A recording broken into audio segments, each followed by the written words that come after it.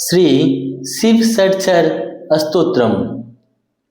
ओंकारं बिंदु संयुक्तं नित्यं ध्यायन्ति योगिनः कामदं मोक्षदं चैव ओंकाराय नमो नमः। नामन्ते ऋष्यो देवा नामन्त्यप्सरसां गणाः नरा नमन्ते देवेशं नकाराय नमो नमः। महादेवं महात्मानं महाध्यानपरायणं महापापहरं देवं मकाराय नमो नमः। शिवं शान्तं जगन्नाथं लोकानुग्रहकारकं शिवमेकपदं नित्यं श्रीकाराय नमो नमः।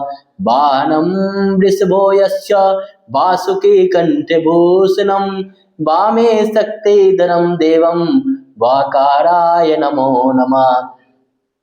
यत्र यत्र स्थितो देवं सर्वव्यापी महेश्वर यो गुरु सर्वदेवानां यकाराय नमो नमः। खड्गचरमिदं स्तोत्रं य पठेच्च सन्निधौ शिवलोकमवाप्नोति शिवेन सह मोदते ओम्। इति श्री रुद्रामालय उमा महेश्वर संवाद शिव षोडशस्तोत्रम संपूर्णम।